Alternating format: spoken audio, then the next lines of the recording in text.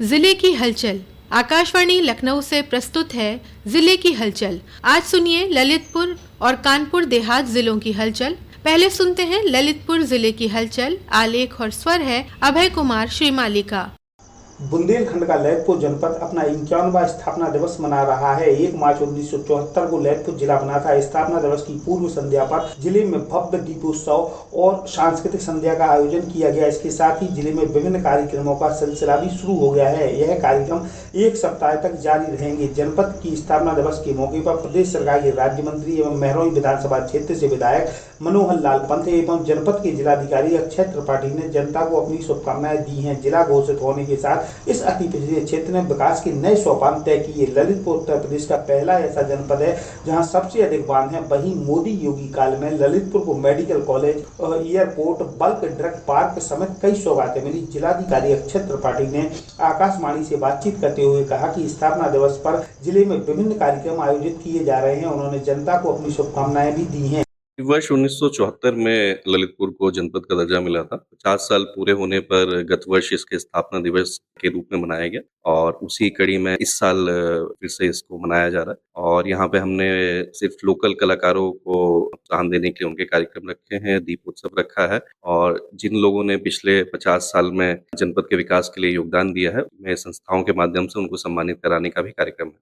इसी क्रम में उत्तर प्रदेश सरकार के श्रम सेवा योजना मंत्री मनोहर लाल पंत ने भी एक वीडियो संदेश जारी कर जनता को शुभकामनाएं दी।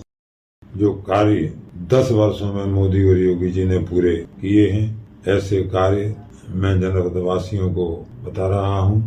Medical college, airport, bulk drugs park, 4 बड़े बड़े पुल और अटल आवासीय विद्यालय, इंटर कॉलेज और मड़ावरा क्षेत्र में और महरौनी विधानसभा में पर्यटन के कार्य किए गए हैं।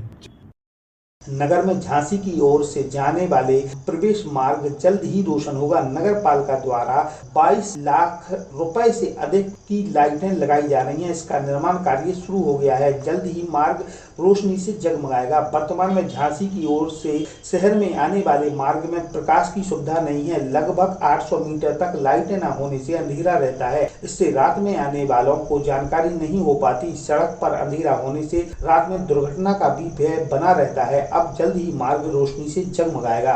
नगर पालिका मार्ग में लाइटें लगाए जाने का कार्य शुरू कर दिया है। मार्ग में 500 मीटर तक लाइटें लगाई जा रही हैं। ललितपुर में नगर पालिका ने बस स्टैंड के पीछे अतिक्रमण हटाओ अभियान चलाया। इसमें लगभग 1 दर्जन झोपड़ियों को हटाया गया, साथ ही खोखे हटाए गए। विभागीय अधिकारियों ने चेतावनी दी है कि अब अतिक्रमण करने पर कार्रवाई की जाएगी। इस पर बीते दिनों दिशा की बैठक में सदर विधायक ने अतिक्रमण का मुद्दा उठाया था। इस पर क्षेत्रीय सांसद व जिलाधिकारी ने हटाने के निर्देश दिए थे। बीते दिनों नगर पालिका ने कुछ अतिक्रमण हटाकर अन्य लोगों को 2 दिन में हटाने का समय दिया था। इसके बाद 1 सप्ताह में भी न हटाने पर नगर पालिका के अधिकारी टीम के साथ पहुंचे। यहां पर स्थिति झोपड़ी को बुलडोजर से ढा दिया। वहीं कईयों ने स्वयं ही अतिक्रमण हटाना शुरू कर दिया, खोखा भी हटा दिए। साथ ही अधिकारी दिनेश सिंह ने चेतावनी दी है कि अब अतिक्रमण किया तो सख्ती से निपटा जाएगा। इस दौरान नोडल अधिकारी राजेंद्र प्रसाद, हबीब खान, दीपेंद्र कुमार, अमित कुमार मौजूद रहे। ललितपुर में पुलिस ने 19 माह पुराने ब्लाइंड मर्डर केस का खुलासा कर दिया है। पुलिस ने मृतक व्यक्ति के कंकाल की शिनाख्त कर प्रकाश में आए हत्यारोपी को गिरफ्तार कर जेल भेज दिया है। मृतक की शिनाख्त गांव के ही निवासी प्रताप लोधी के रूप में की गई थी। पुलिस अधीक्षक ने मामले के खुलासे के लिए 6 टीमें गठित की थी। पुलिस ने 19 माह पुराने इस हत्या की घटना का अनावरण कर दिया है। एक हत्यारोपी को गिरफ्तार किया है। मड़ावरा क्षेत्र में बिजली की एक ट्रांसफार्मर में भीषण आग लग गई। आग की लपटें करीब 1 घंटे तक उठती रही। बड़ी मुश्किल से आग पर काबू पाया गया। बताया गया है कि मड़ावरा के ग्राम सौरई में तालाब मोहल्ला में स्थित 16 केवी क्षमता के बिजली ट्रांसफार्मर में लाइन में फॉल्ट होने से अचानक आग लग गई। फॉल्ट के बाद आग धीरे धीरे बढ़ती गई और ऊंची ऊंची लपटें उठने लगी। इससे आसपास के लोगों में अफरा तफरी मच गई। ललितपुर जिले की हलचल के बाद आइए सुनते हैं कानपुर देहात जिले की हलचल। आलेख और स्वर है देवेश सिंह का। सूक्ष्म, लघु व मध्यम उद्यमियों को जिले में रोजगार के संसाधन मुहैया कराने के लिए कुंभी में इंडस्ट्रियल एस्टेट विकसित करने का काम शुरू कर दिया गया है। इसके लिए उद्योग विभाग ने कुंभी क्षेत्र की 24 हेक्टेयर भूमि का अधिग्रहण किया है, जिसमें छोटे व बड़े प्लाट्स विकसित कर उद्यमियों को आवंटन किया जाएगा। राजस्व टीम के साथ उद्योग विभाग के अधिकारियों ने स्थलीय निरीक्षण कर स्थिति का जायजा लिया। यहाँ पर प्लास्टिक खाद्य पदार्थ के उद्योग लगाने की संभावना है। सरकार रोजगार स्थापित करने के लिए लगातार प्रयास कर रही है। नए उद्यमियों को इसके लिए सब्सिडी के माध्यम से सहायता भी दी जा रही है। जिले के रनिया, रायपुर व नबीपुर में औद्योगिक क्षेत्र के रूप में अपनी विशेष पहचान रखता है, लेकिन अब सेंगुन नदी से सटे कुंभी गाँव में भी इंडस्ट्रियल एस्टेट विकसित करने पर काम शुरू हो गया है। इसके लिए जिला प्रशासन की ओर से लंबे समय से कवायद चल रही थी। कानपुर देहात में गेहूं की खरीद शुरू हो गई है। जिला खाद्य विपणन अधिकारी राघवेंद्र प्रताप सिंह ने बताया कि जिले के 59 केंद्रों की खरीद की व्यवस्था की गई है। सरकार ने गेहूं का न्यूनतम समर्थन मूल्य 24 से 25 रुपए प्रति क्विंटल तय किया है। खरीद केंद्रों में खाद्य विभाग के 16, पीसीएफ के 23 और पीसीयू के 10 केंद्र हैं। यूपीएसएस और भारतीय खाद्य निगम के 5-5 केंद्र स्थापित किए गए हैं। अकबरपुर मंडी में खाद्य विभाग और भारतीय खाद्य निगम के 2-2 केंद्र बनाए गए हैं। किसानों को सुविधा के लिए सभी केंद्रों पर पेयजल, छाया और शौचालय की व्यवस्था की गई है। अकबरपुर और डेरापुर में तहसील केंद्रों की संख्या अधिक है। मेहता तहसील में केवल 5 केंद्र स्थापित किए गए हैं। जिला खाद्य विभाग ने सभी केंद्र प्रभारियों को विशेष दिशा निर्देश जारी किए हैं। यह खरीद अभियान 15 जून तक चलेगी। इस व्यवस्था से किसानों को अपनी उपज का उचित मूल्य मिल सकेगा।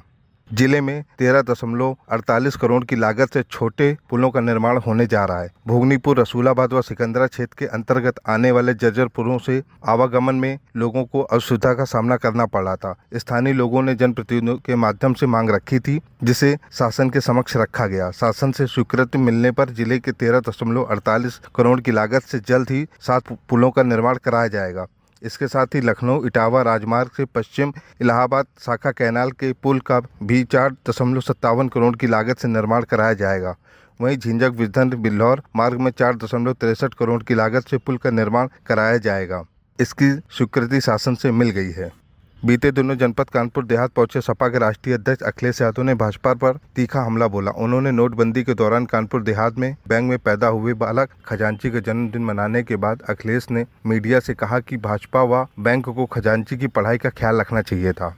जनपद में बीते रविवार को बसंत पंचमी का पर्व धूमधाम से मनाया गया। यह त्योहार सर्दी जाने और गर्मी के आगमन का सूचक होता है। इसी दिन से बसंत ऋतु की शुरुआत होती है। मौसम परिवर्तन के साथ साथ ही प्रकृति का अनोखा श्रृंगार देखने को मिलता है। इसके साथ ही ज्ञान व स्वर की देवी माँ सरस्वती की उत्पत्ति हुई थी। इसलिए यह दिन विद्यार्थियों, कला, संगीत के क्षेत्र से जुड़े लोगों के लिए बहुत मायने रखता है। कानपुर देहात में ग्रामीण छात्रों की शिक्षा को बेहतर बनाने की पहल शुरू की गई है। जिले के 204 गांवों में डिजिटल लाइब्रेरी की स्थापना की जाएगी। इस योजना के लिए शासन को प्रस्ताव भेज दिया गया है। विभाग ने सर्वे के बाद नए पंचायत भवनों को गांव का चयन किया गया है। इन भवनों के अतिरिक्त कक्ष उपलब्ध है, जिनका उपयोग डिजिटल लाइब्रेरी के लिए किया जाएगा। लाइब्रेरी में फर्नीचर, कंप्यूटर और लैपटॉप जैसे आधुनिक सुविधाएं उपलब्ध कराई जाएंगी। डीपीआरओ विकास पटेल के अनुसार कम आबादी वाले गाँवों को भी इस योजना में शामिल किया गया है। वर्तमान में ग्रामीण क्षेत्रों के छात्रों को पुस्तकें और शिक्षण सामग्री प्राप्त करने में कठिनाई होती है। उन्हें या तो शहर जाना पड़ता है या ऑनलाइन किताबें खरीदनी पड़ती हैं। डिजिटल लाइब्रेरी की स्थापना से छात्र छात्राओं को प्रतियोगी परीक्षाओं को तैयारी करने वालों को बड़ी राहत मिलेगी और शासन के निर्देश का इंतजार है, जिसके बाद आगे की कार्रवाई शुरू की जाएगी।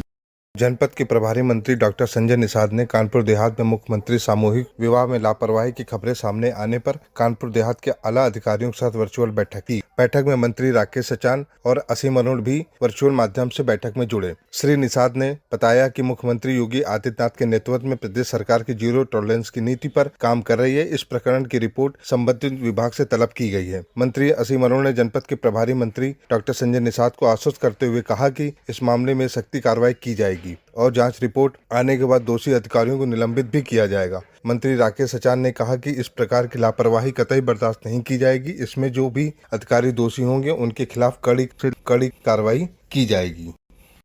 ये था आकाशवाणी लखनऊ के क्षेत्रीय समाचार एकांश द्वारा प्रस्तुत जिले की हलचल का आज का अंक।